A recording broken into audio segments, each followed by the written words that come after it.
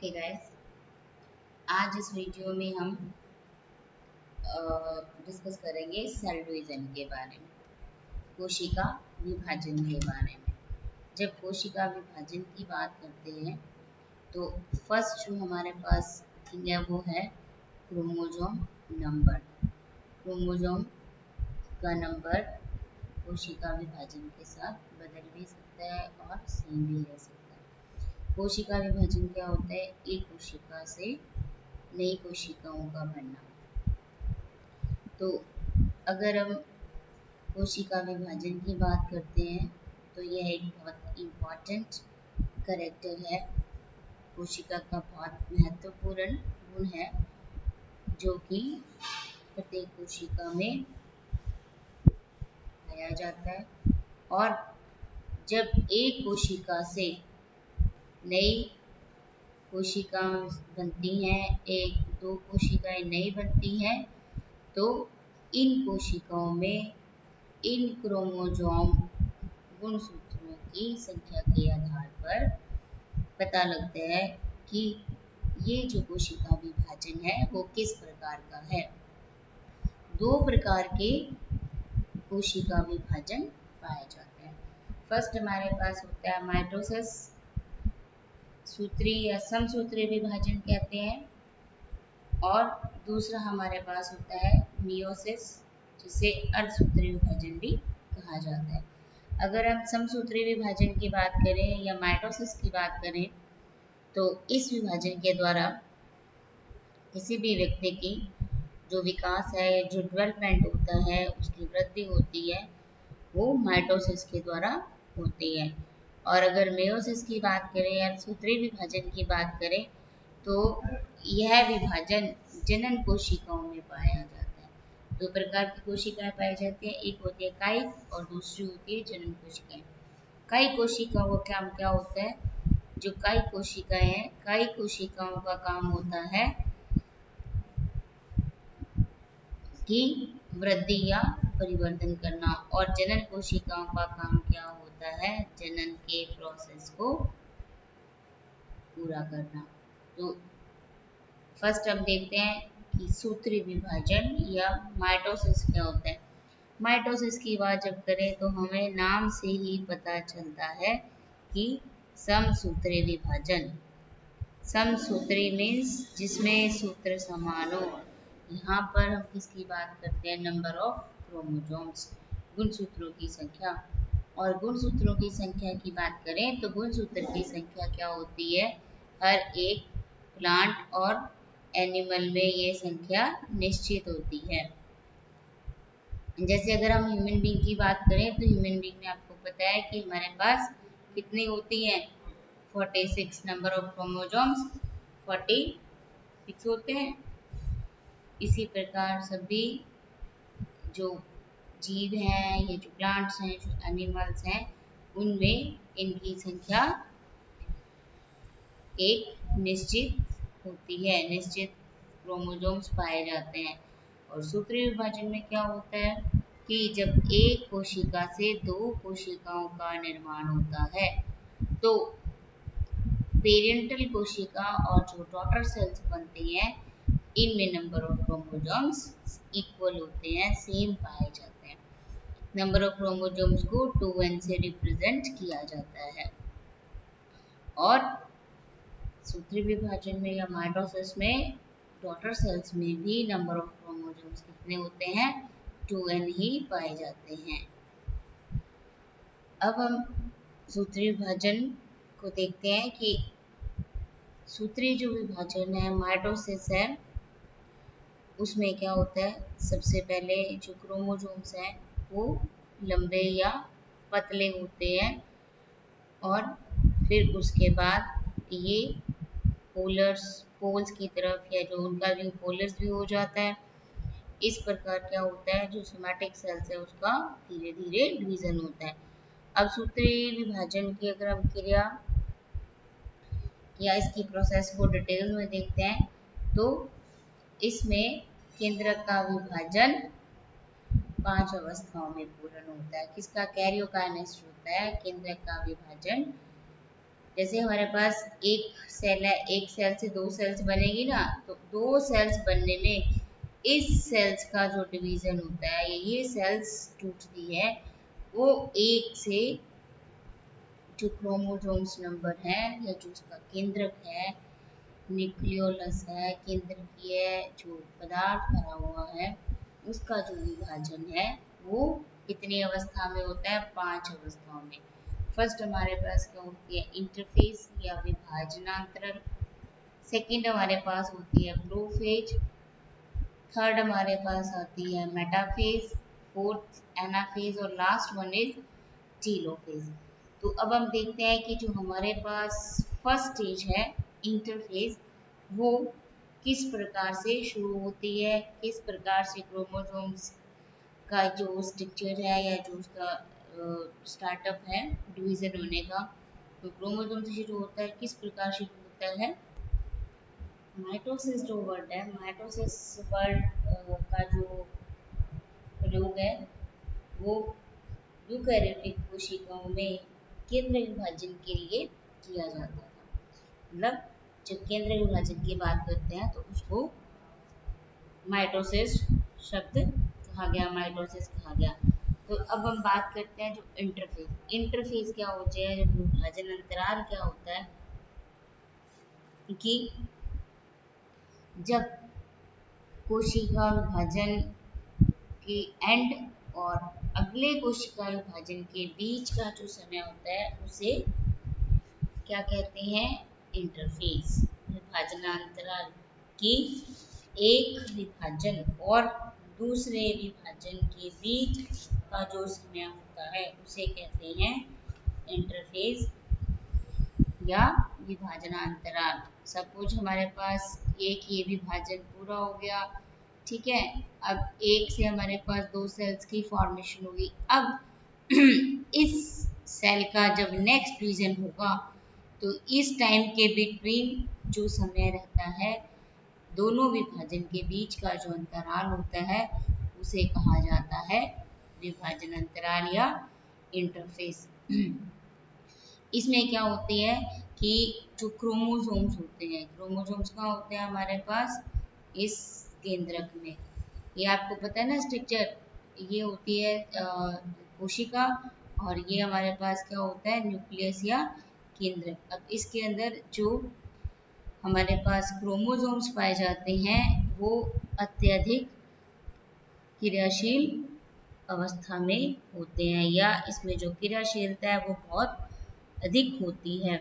और इस अवस्था के लिए विरामावस्था भी शब्द को प्रयोग किया जाता है। इंटरफेज को विरामावस्था भी कहा जाता है। और इस अवस्था में केंद्रक बहुत ही कम स्टेन होता है। अगर हम स्टेन करें इस स्टेज में, कोशिका विभाजन की अगर ये स्टेज है, तो जब हम स्टेन करते हैं तो जो न्यूक्लियस है उस पर स्टेन नहीं होता है। और इसका कारण क्या माना जाता है कि इस समय कब, जब इंटरफेस की कंडीशन है, तब केंद्रक में पानी की जो मात्रा है वो अत्यधिक होती है और जो क्रोमोसोम्स है वो इस कुंडित अवस्था से बाहर आकर इस तरह से सिंगल सिंगल हो जाते हैं। और न्यूक्लियोलस भी स्पष्ट होती है। मीन्स जब हमारे पास ये सपोज केंद्रक है, केंद्रक के अंदर जो क्रोमोसोम्स हैं वो उनके कुंडलन खुल जाते हैं और इसके अंदर पाई जाने वाली केंद्रिका या न्यूक्लियोलस भी स्पष्ट हो जाती है। और अब जो ये गुणसूत्र होते हैं जो अकुंडलित हो जाते हैं, और ये कैसे दिखाई देते हैं? इस प्रकार धागों के जैसे दिखाई देते हैं, कि जैसे कोई धागे और धागों के जाल के रूप में केंद्रक में दिखाई देते हैं। अब इसमें जब हम सूत्र विभाजन और विभाजनांतराल की अवस्थाओं को देखते हैं तो इसमें जो स्टेज पाई जाती है, फर्स्ट हमारे पास है जीवन स्टेज, और जीवन स्टेज के बाद जो सेकंड स्टेज होती है वो लगभग 6 से 8 घंटे की एस स्टेज पाई जाती है। जीवन स्टेज में क्या होता है? जो क्रोमोसोम्स हैं वो बहुत अधिक लंबे हो जाते हैं और इनमें प्रोटीन तथा आरएनए का सक्रिय संश्लेषण होता है। और अगर एस स्टेज की बात करें तो एस स्टेज में क्या होता है, डीएनए तथा हिस्टोन का निर्माण होता है। हिस्टोन क्या है, प्रोटीन। तो एस स्टेज में क्या होता है, इसे डीएनए संश्लेषण फेज भी कहा जाता है, डीएनए सिंथेसिस फेज। इसमें डीएनए और हिस्टोन का निर्माण होता है, फॉर्मेशन होता है, और जो गुणसूत्र है वो दो दो अर्ध गुणसूत्र बन जाते हैं। नेक्स्ट स्टेज की बात करें तो हमारे पास है G2 स्टेज। G2 स्टेज लगभग 3 से 4 घंटे की पाई जाती है। और G2 स्टेज में क्या होता है, इसे पोस्ट डीएनए सिंथेसिस फेज भी कहा जाता है। डीएनए फॉर्मेशन होती है कहाँ, एस स्टेज में। और उसके बाद इस जो G2 स्टेज आती है, इसमें हमारे पास मेटाबॉलिक रिएक्शंस होती हैं या संगठनात्मक क्रियाएं होती हैं, और प्रोटीन का निर्माण होता है, formation of protein. S stage में हमारे पास क्या था, डीएनए और हिस्टोन का निर्माण होता है। क्योंकि अगर हम G2 स्टेज की बात करें तो G2 स्टेज में प्रोटीन का फॉर्मेशन होता है। अब 3 अवस्थाएं जब पूरी हो जाती हैं तो माइटोसिस की जो प्रोसेस है वो शुरू हो जाती है, और सारी जो क्रियाएं हैं, स्टेज जो प्रोसेस है, उसे एम फेज में रखा जाता है। M phase, this one is M phase. तो ये 4 फेजेस में ये यहाँ तो हमारे पास माइटोसिस स्टार्टअप हो जाता है ना। इंटरफेज की 3 स्टेज होती है, पहले G1, second is S and third is G2। G2 के बाद जो एम फेज है उसमें हमारे माइटोसिस की प्रोसेस शुरू हो जाती है। अब हम बात करते हैं, नेक्स्ट देखते हैं कि हमारे पास जो प्रोफेज है, प्रोफेज जो अवस्था है, पूर्वा अवस्था है, वो उसमें किस किस प्रकार के चेंजेस होते हैं, किस किस प्रकार के बदलाव होते हैं। अब इसमें क्या होता है, क्रोमेटिड का कुंडलित होना, और केंद्रिका का विघटन और तंतु का बनना। पूर्वावस्था में क्या होता है कि विभाजन से पूर्व केंद्र की आकृति और केंद्र के विभाजन की स्टार्ट की जो घटनाएं होती हैं वो सारी क्या कहलाती हैं, पूर्वावस्था के अंतर्गत आती हैं। इसमें क्या होता है, जो केंद्रक है, मैंने आपको बताया ना, ये हम न्यूक्लियस की बात करें तो ये बहुत अधिक स्पष्ट और बड़ा दिखाई देता है। और जो क्रोमोसोम्स होते हैं वो कैसे होते हैं, दिक फॉर्म में, डबल हेलिक्स और लंबे पतले और इस प्रकार धागे नुमा बिखरे हुए पाए जाते हैं। ये मैंने आपको केंद्रक बनाया हुआ है, इसको कोशिका मत समझना, ये सेल बनाई थी, जबकि इसको सिर्फ न्यूक्लियस को बताया गया है कि इस प्रकार ये धागे धागे के रूप में न्यूक्लियस में बिखरे हुए पाए जाते हैं।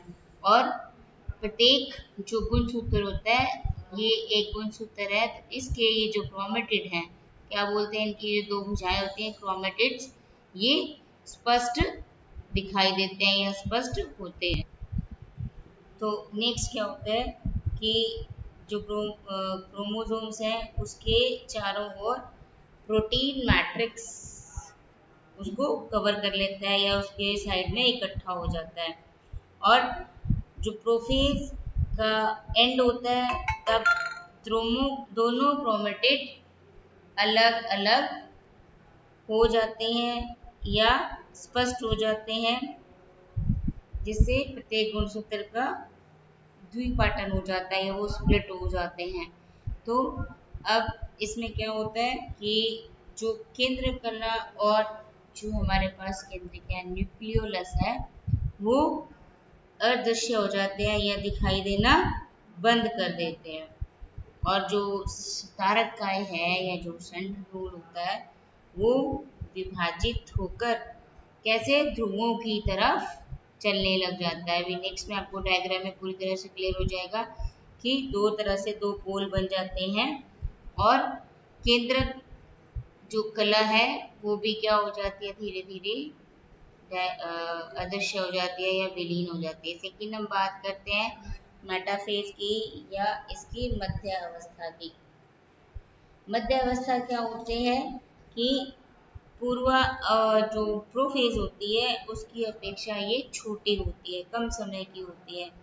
इसके दौरान क्या होता है, तंतुओं का निर्माण होता है और गुणसूत्र केंद्रीय स्थल से दूर की ओर चले जाते हैं। जैसे क्या होता है, ये हमारे पास मेटाफेज स्टेज अगर हम माने तो इस प्रकार इसमें क्या होता है, जो साइड पे पोल्स बन जाते हैं, इन पोल्स पर जो क्रोमोसोम्स है वो इस प्रकार से इनकी ओर जाना शुरू कर देते हैं और हमारे पास इस प्रकार से ये क्रोमोसोम्स पोल की तरफ अट्रैक्ट होने लग जाते हैं।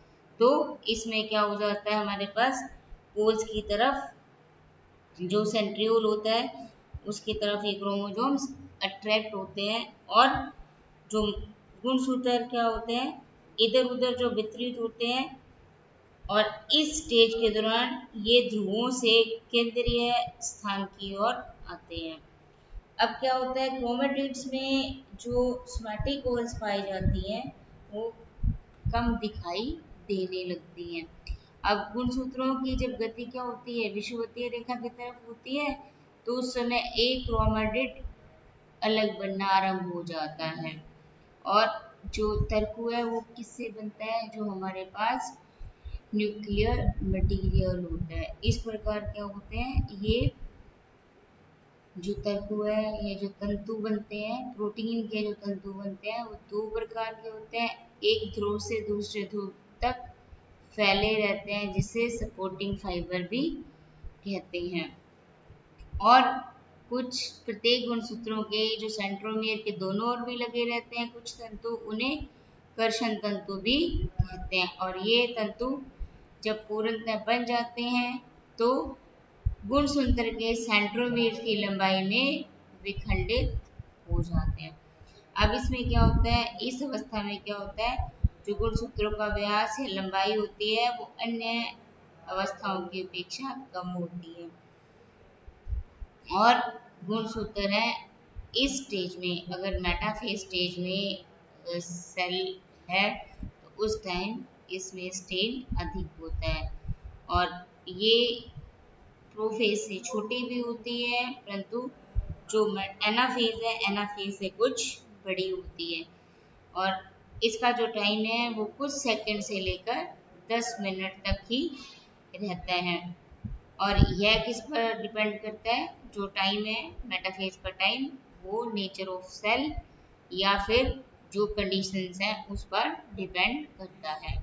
नेक्स्ट हम देखते हैं कि जो एनाफेज है, एनाफेज में माइटोसिस की जो थर्ड स्टेज है एनाफेज, उसमें किस किस प्रकार के चेंजेस होते हैं। अब इस डायग्राम में देखो, पहले हमारे पास ये जो प्रोफेज की कंडीशंस हैं, फर्स्ट हमारे पास इंटरफेज अवस्था है। इंटरफेज में क्या, दोनों के दो विभाजनों के बीच का समय होता है और सेकंड जो है अर्ली प्रोफेज, जब प्रोफेज स्टार्ट होता है उस टाइम क्या होता है, ये सेंट्रियोल्स दो भागों में बढ़ जाता है और फिर ये पोल्स की तरफ जाना शुरू कर देते हैं दोनों। और नेक्स्ट जो हमारे पास स्टेज आती है लेट प्रोफेज में, जब प्रोफेज पूरा होता है तो ये देखिए ये सेंट्रियोल की कंडीशन, ये पोल्स की तरफ आकर्षित होते हैं और पोल्स के ऊपर जाकर इस प्रकार ये सेट हो जाते हैं। और ये जो मेटाफेज, ये कौन सी स्थिति है हमारे पास, मेटाफेज। इसमें देखो कि ये जो सेंट्रियोल्स हैं वो पोल्स की तरफ व्यवस्थित हो गए और क्रोमोसोम्स का भी जो विन्यास है वो क्या हुआ, पोल्स की तरफ जाने लग गया हुआ है। और एनाफेज की अगर बात करें तो एनाफेज में डायरेक्ट आपको क्लियर दिखाई दे रहा है कि क्रोमोसोम्स आधे एक पोल की तरफ और दूसरे आधे जो बच्चे हैं वो दूसरे पोल की तरफ आकर्षित होकर मूव करने लग जाते हैं। और टीलोफेज कंडीशन में क्या होता है कि जो केंद्रक है या जो हमारे क्रोमोसोम्स है या जो केंद्रक मटेरियल है ये दो भागों में विभक्त हो जाता है। और जो साइटोकाइनेन की क्रिया होती है, साइटोकाइनेन की क्रिया में ये जो कोशिका है, कोशिका झिल्ली, ये अंदर की तरफ पिट बनाते हुए धीरे धीरे क्या हो जाता है, दो भागों में ये क्या है, पिट अंदर की तरफ बढ़ती रहती है दोनों तरफ से, तो ये आपस में एक झिल्ली के रूप में मिल जाते हैं जिससे हमारे पास ये क्या, दो डॉटर सेल्स बन जाती हैं, डॉटर सेल्स के फॉर्मेशन हो जाती है। तो इस प्रकार क्या होता है, ये सारी जो अवस्थाएं हैं ये प्रोफेज से शुरू होकर यहाँ से हमारे पास ये शुरू हुई अवस्थाएं और यहाँ तक दो डॉटर सेल्स की फॉर्मेशन हो जाती है। प्रोसेस कहाँ से शुरू होता है, सबसे पहले जो न्यूक्लियर मटेरियल है, न्यूक्लियर मटेरियल का अलग होना या जो क्रोमोसोम्स है वो धागों के रूप में दिखाई देते हैं।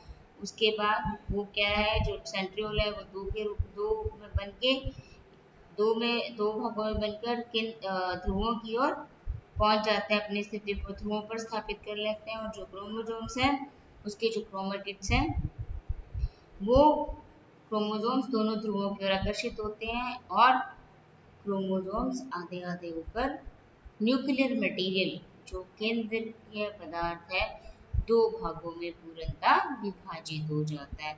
और इतना प्रोसेस होने के बाद जो ये सेल मेम्ब्रेन है वो अंदर की ओर पिट बनाते हुए धीरे धीरे झिल्ली के रूप में बन जाती है और जिससे हमारे पास दो डॉटर सेल बनते हैं।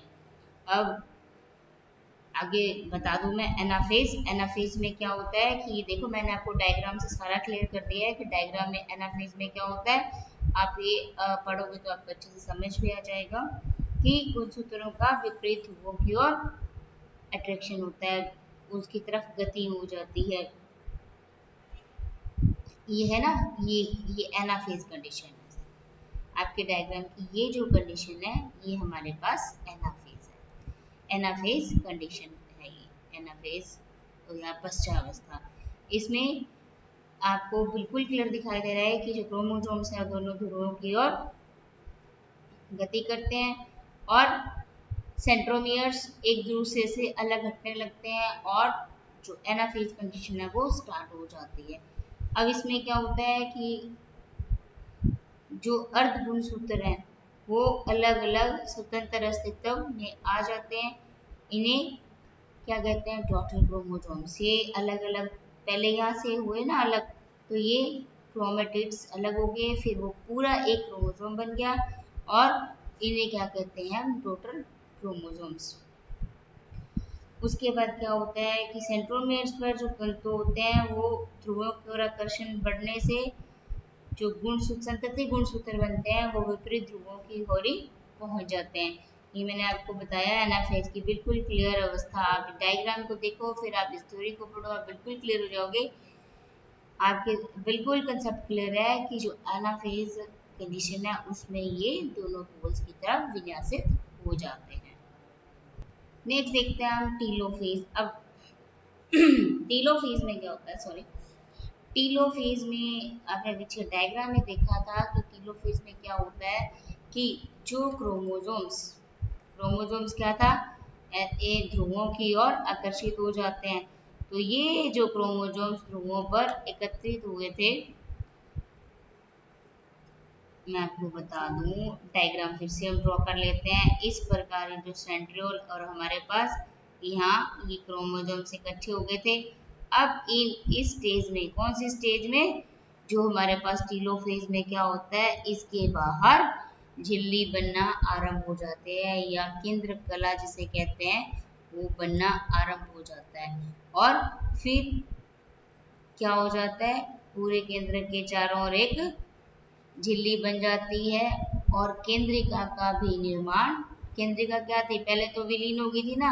अब जब हमारे पास ये दो डॉटर सेल्स बनने की कंडीशन आती है तो हमारे इनके अंदर पहले केंद्र कला का निर्माण होता है और फिर हमारे पास यहाँ पे केंद्रिका की फॉर्मेशन या न्यूक्लियोलस का बनना शुरू हो जाता है और टेलोफेज के अंत तक ही पूर्ण रूप से केंद्रिका का निर्माण हो जाता है। अब ये क्या होता है, दो न्यूक्लियस बन जाते हैं और न्यूक्लियस में क्या होता है, जो क्रोमेटिन के कण होते हैं वो एक दूसरे से दूर हटते जाते हैं। क्रोमेटिन क्या होते हैं, क्रोमेटिन जाल पाया जाता है ना, क्रोमोसोम्स को जो सब तरफ से एक जाल के रूप में पाया जाता है उसे क्रोमेटिन जालिका भी कहा जाता है। अब यहाँ तक तो था हमारे पास दो केंद्रकों का निर्माण हो गया।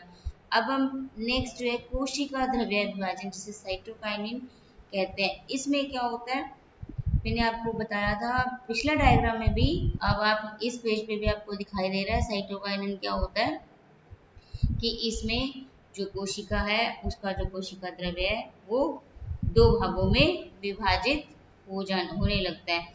अब इसमें एक हमारे पास है कोशिका पट विधि, डायग्राम से आपको बिल्कुल क्लियर होगा ये। डायग्राम से बिल्कुल क्लियर होगा किस प्रकार इसमें एक पट्टी का निर्माण हो जाता है और जो कोशिका द्रव्य है वो दो भागों में, कोशिका द्रव्य दो भागों में विभक्त हो जाता है। अब ये डायग्राम में देखिए, ये जो हमारे पास दो न्यूक्लियस की फॉर्मेशन होगी।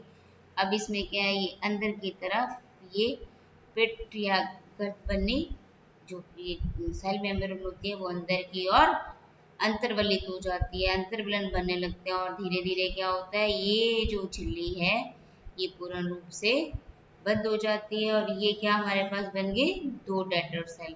इसे क्या कहते हैं, कोशिका पट विधि। सेकंड है हमारे पास फोरेंग या सीताकरण विधि। अब इसमें क्या प्रोसेस होता है कि ये जो दो हमारे पास न्यूक्लियस बन गए, एक में तो जो झिल्ली अंदर की तरफ अंतर्वलित होती है, इस विधि में क्या होता है, जो एक दोनों के बीच, दोनों न्यूक्लियस के बीच एक सेल प्लेट का फॉर्मेशन शुरू हो जाता है और यह सेल प्लेट क्या होती है, विड्थ में बढ़ती जाती है और इसकी जो चौड़ाई है बढ़ने के साथ साथ क्या हो जाता है, पूरी तरह से इस इसके व्यास तक पहुंच जाती है, जिससे क्या हमारे पास ये सेल प्लेट विधि होती है जिसमें ये दो डॉटर सेल बन जाती है।